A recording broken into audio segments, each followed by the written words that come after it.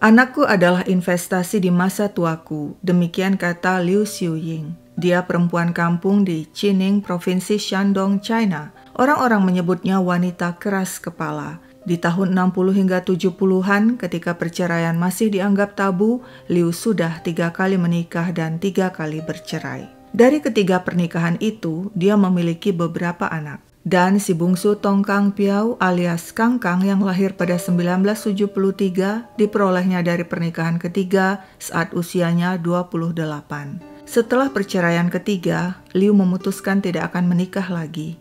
Dia fokuskan seluruh energi dan perhatiannya kepada investasi terbesarnya, yakni si bungsu Kang Kang. Liu memprediksi Kang Kang punya potensi besar untuk sukses sebab sejak kecil kecerdasannya sudah tampak. Nilai-nilai akademis Kang Kang selalu baik. Setamat SMA dia kuliah di Universitas Hohai di Nanjing, Provinsi Jiangsu, dan berhasil menggondol tidak hanya gelar S1 tapi juga S2.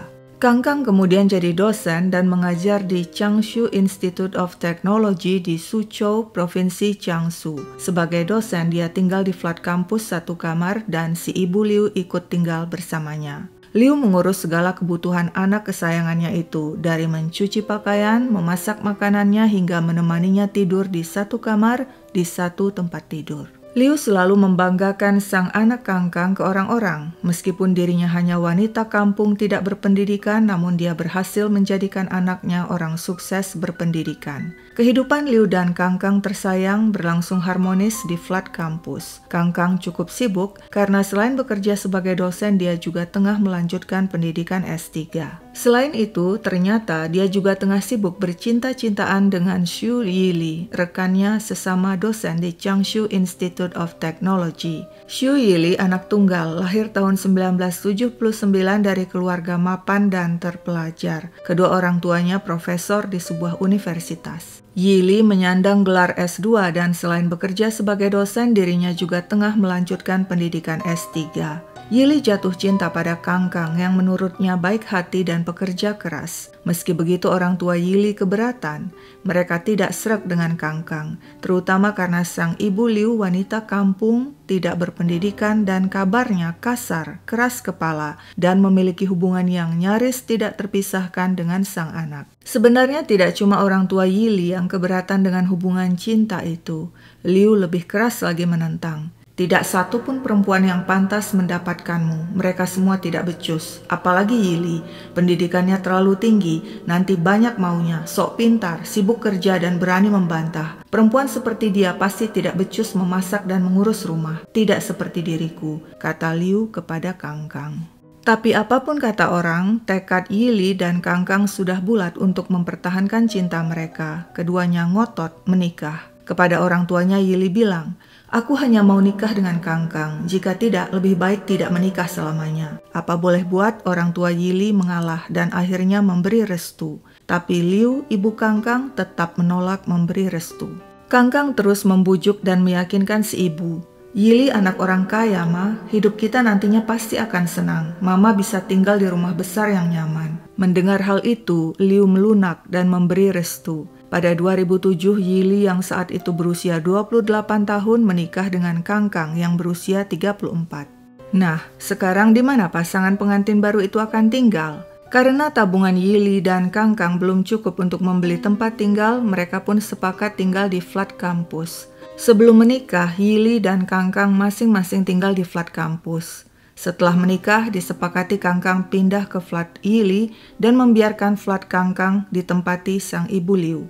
Kehidupan baru sebagai pasutri pun dimulai, namun suasana adem tentram tidak berlangsung lama. Liu, si ibu mertua, ogah tinggal sendirian. "Aku ingin selalu bersama anakku Kang Kang." Kang Kang membujuk, "Ma, flat kami kan sempit, hanya satu kamar tidur. Nanti di mana Mama tidur?"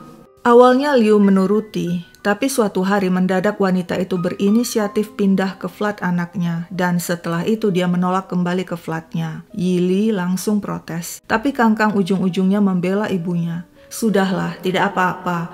Mama mungkin kesepian tinggal sendirian. Dia memang dekat sekali denganku. Kuharap kau mengerti." Demikian kata Kang Kang pada sang istri. Yili mencoba bersabar dan menerima. Kini mereka tinggal bertiga di flat sempit. Untuk urusan tidur, Yili dan Kangkang pun membeli tempat tidur lipat yang ditaruh di ruang depan. Jadi Kangkang akan tidur di sana sedangkan Yili dan Liu si ibu mertua tidur di kamar. Tapi Liu langsung menolak dan menyemprot Yili. "Gimana sih kamu sebagai istri membiarkan kepala keluarga tidur di ruang depan?" "Lah, terus mau tidur di mana lagi?" tanya Yili. "Kita bertiga tidur di kamar," perintah si ibu mertua. Yili shock, protes, tapi Kangkang malah mendukung sang ibu. Yili tidak habis pikir, sungguh ganjil tidur bertiga dengan ibu mertua di satu kamar, di satu tempat tidur.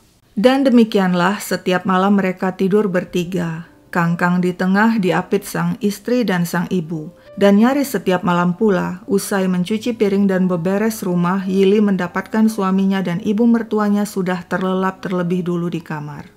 Yili yang semakin gerah kembali membicarakan soal tidur bertiga itu dengan sang suami Kangkang. Tapi Kangkang selalu mengelak dan bilang, "Maklumin aja deh, ibuku memang begitu. Sejak aku kecil kami selalu tidur berdua. Gak apa-apa kok, nanti juga kau terbiasa." Setelah beberapa bulan tinggal bertiga bareng mertua, Yili tidak kuat lagi dan curhat pada orang tuanya. Tentu saja orang tua Yili prihatin dengan kondisi sang anak tunggal. Mereka pikir selama ini Yili bahagia. Ternyata tidak, akibat orang ketiga alias sang ibu mertua. Orang tua Yili kemudian menemui Lu dan mencoba bicara dari hati ke hati. Mereka mengajaknya menginap di rumah mereka, mengajaknya jalan-jalan dan shopping membeli baju baru. Mereka bahkan membawanya berobat ke dokter dan membiayai operasi tumor di matanya. Orang tua Yili memberi masukan-masukan positif pada Liu agar bisa hidup damai berdampingan dengan Yili. Tapi Liu adalah Liu, dia wanita keras kepala, tidak berpendidikan dan kerap bersikap kasar. Liu malah tampil sok tahu, sok paling benar dan sok paling hebat. Tidak mau berdiskusi, tidak mau mendengar pendapat orang lain. Akhirnya orang tua Yili mundur teratur. Mereka gagal memberi masukan ke besannya betapa tidak pantas dirinya tidur sekamar dengan Yili dan Kangkang. Tidak ada pilihan, orang tua Yili yang kaya memutuskan membelikan rumah untuk Yili di Fukang Yuan Community di kota Changshu. Rumah itu lebih besar dengan beberapa kamar tidur, jadi nanti di sana Liu bisa mendapatkan kamarnya sendiri. Tapi karena rumah masih dalam tahap pembangunan, untuk sementara Yili harus bersabar tidur bareng ibu mertua. Tapi semakin hari hubungannya dengan ibu mertua semakin kacau. Ada saja yang salah, ada saja yang jadi bahan pertengkaran. Liu sangat irit. Hemat air, wanita itu mulai membuat peraturan. Liu akan memakai toilet berkali-kali baru kemudian menyiramnya. Tujuannya untuk menghemat air. Akibatnya kamar mandi bau pesing karena urin sudah menumpuk tidak disiram. Yili yang tidak setuju dengan cara itu tidak mau tahu dengan aturan si mertua. Setiap buang air dia pasti langsung menyiram. Dan hal itu bikin pertengkaran tak berkesudahan dengan si ibu mertua. Tak cuma itu, karena flat sudah tua, ada saja masalah, termasuk pipa ledeng yang bocor di beberapa bagian hingga air menetes. Yili pun menutup pipa bocor itu dengan isolasi agar air tidak menetes lagi. Tapi si ibu mertua tidak suka cara itu. Dia menyobek isolasi dan menampung tetesan air dengan baskom-baskom. Air tampungan itu kemudian akan dipakainya untuk berbagai keperluan. Dan begitulah setiap malam bunyi tetesan air di baskom sangat mengganggu Yili. Dia tidak bisa konsentrasi menyiapkan materi kuliah. Dia tidak fokus belajar program S3-nya. Tidurnya juga tidak nyenyak. Semuanya karena bunyi tetesan air di baskom. Yili semakin stres. Suatu hari karena tidak kuat lagi, dia menyambar baskom-baskom dan membuang semua air di dalamnya. Lantas dia menutup kembali pipa bocor dengan isolasi. Yili tidak peduli dengan si ibu mertua yang menatapnya penuh kebencian. Bagi Liu, cukup sudah. Kini saatnya menabuh genderang perang. Kini, Liu terang-terangan bikin hidup Yili seperti di neraka. Dia sengaja mencari gara-gara, menyindir, mengkritik. Masakanmu tidak enak, jadi istri yang benar, layani suamimu dengan baik. Oh, sungguh malang Kangkang, punya istri tapi rumah selalu berantakan. Sejak awal berumah tangga, Yili dan Kangkang memang sepakat bekerja sama untuk mengerjakan pekerjaan rumah. Hal itu bikin Liu marah sebab menurutnya dosa terbesar adalah ketika istri membiarkan suami mengerjakan pekerjaan rumah tangga. Apa gunanya ada istri kalau suami juga yang harus nyuci piring, nyapu dan beberes rumah? Suami adalah kepala rumah tangga. Kau harus perlakukan dia dengan hormat. Liu menghardik menantunya dengan tajam. Liu juga terang-terangan memprovokasi anaknya Kangkang untuk memarahi Yili. Misalnya, ketika Yili terlambat datang ke acara ulang tahun si ibu mertua di hotel, Liu mengompori Kangkang. Menantu nggak tahu diri, tidak hormat pada ibu mertua. Kangkang, kau beri pelajaran istrimu itu. Dan Kangkang pun memarahi Yili. Ketika Yili coba memohon kepada Kangkang untuk menghentikan sepak terjang ibunya, pria itu mengelak dan cuma bilang, "Ibuku dari dulu memang begitu. Sebenarnya maksudnya baik. Tolong kau maklumi." Pada 2008, akhirnya pembangunan rumah baru Yili dan Kangkang rampung dan mereka pun pindah ke Fukangwian Community di Changshu City. Sekarang semuanya lebih leluasa karena rumah cukup besar untuk bertiga dan ada beberapa kamar. Tidak perlu lagi bersempit-sempit tidur dalam satu kamar. Yili dan Kangkang menempati kamar utama sedangkan si ibu mertua tidur di kamarnya sendiri. Untuk beberapa waktu, semuanya tertib menempati kamar masing-masing. Namun suatu hari, tiba-tiba Liu nyelonong masuk ke kamar Yili dan Kangkang dan tidur di sana.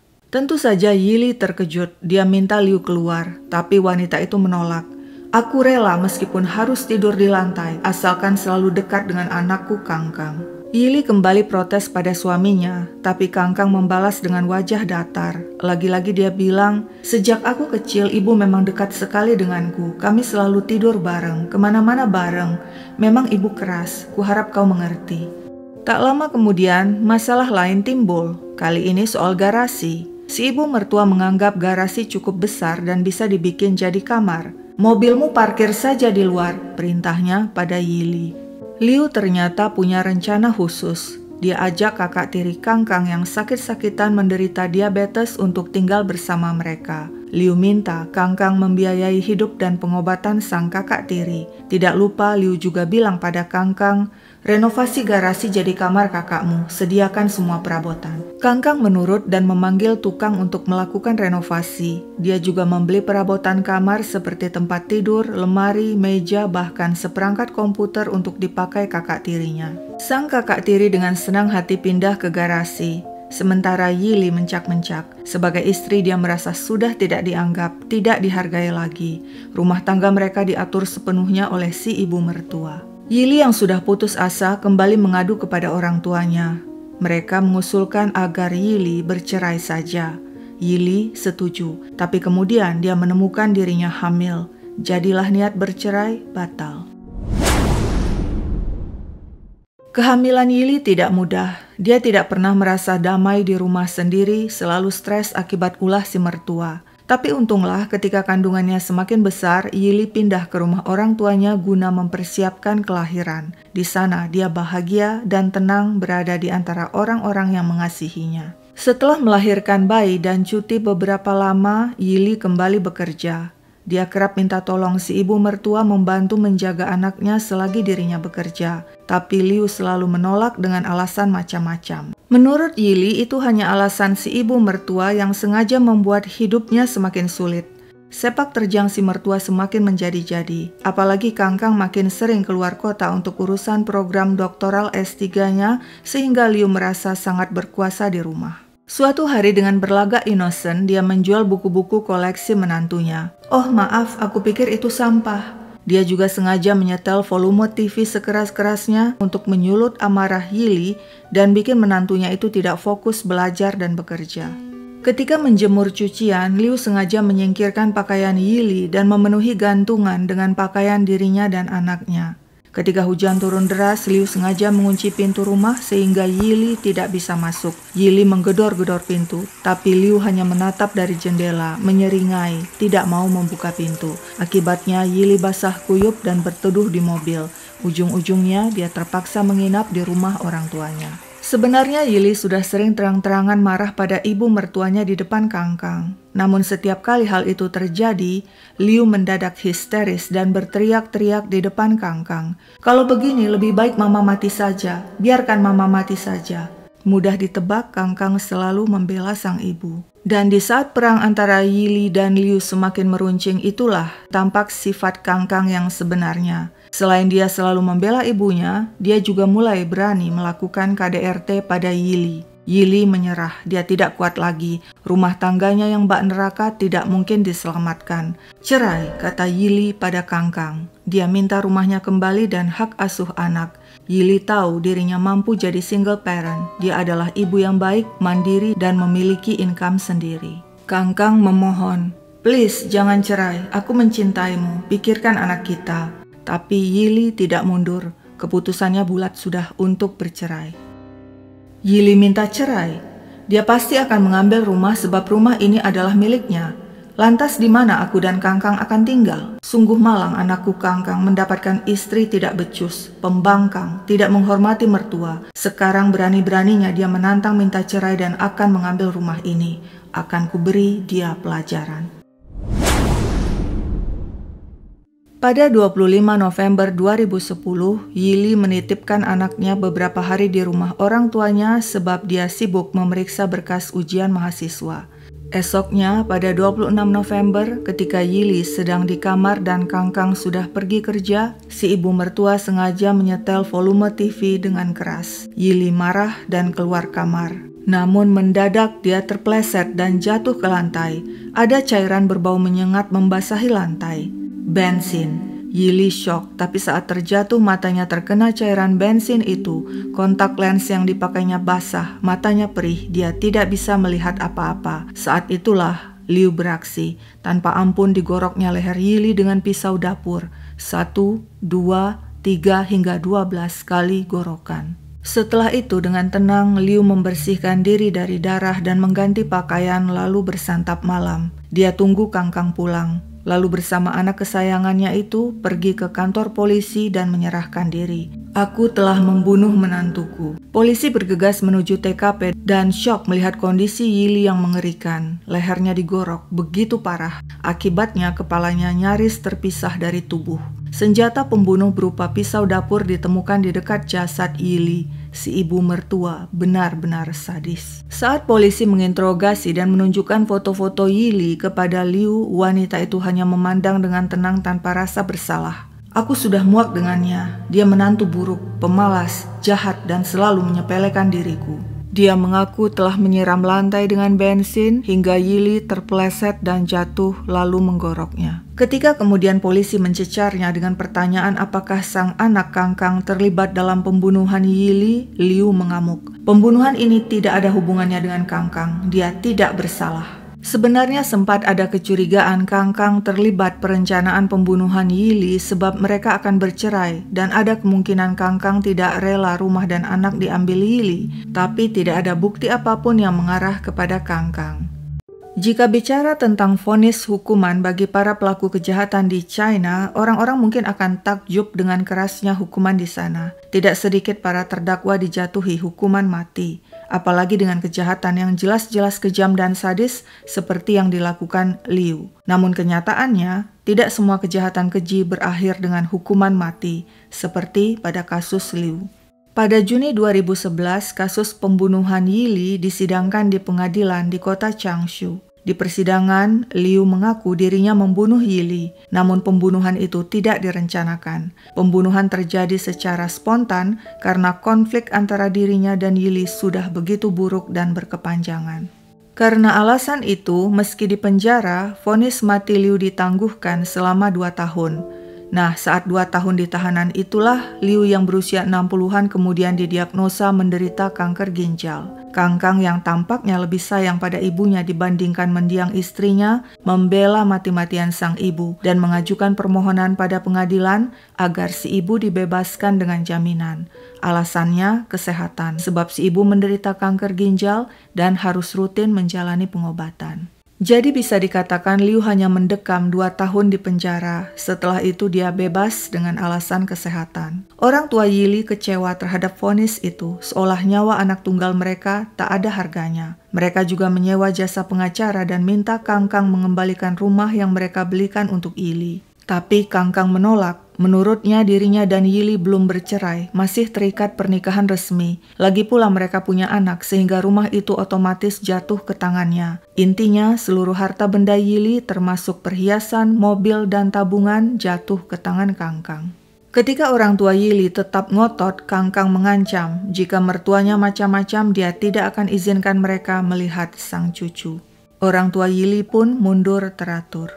Netizen China menyebut masalah pernikahan seperti Yili dan Kangkang kerap terjadi. Kangkang disebut sebagai Phoenix Man, pria Phoenix, istilah yang diberikan kepada pria asal kampung dari keluarga sederhana yang kemudian merantau ke kota, kuliah, bekerja, dan sukses. Pria Phoenix biasanya punya keterikatan yang sangat kuat dengan keluarganya di kampung. Dia akan selalu mengirimkan uang untuk orang tua dan saudaranya, dan biasanya lebih memperhatikan keluarganya itu dibandingkan anak istrinya sendiri. Kangkang si pria Phoenix selalu membela si ibu, memenuhi seluruh kebutuhan wanita itu dan membiarkannya ikut campur dengan semua urusan. Kangkang juga rela menampung dan membiayai hidup sang kakak tiri. Kangkang tidak peduli pada protes sang istri Yili karena bagi pria Phoenix seperti Kangkang, keluarga asalnya lah yang paling penting, bukan sang istri. 2 tahun setelah tewasnya Yili, Tong Kang Piao alias Kangkang yang tampaknya tidak pernah berduka atas kematian istrinya yang dibunuh ibunya sendiri menikah lagi. Karir Kangkang sukses, dia berhasil menggondol gelar S3 dan jadi profesor. Dia dan keluarga barunya tinggal di rumah milik Yili. Begitupun Liu Xiuying. Ini adalah Liu. Orang-orang bilang wajahnya sama mengerikan dengan akhlaknya. Sekian dulu ceritaku, sampai jumpa kapan-kapan.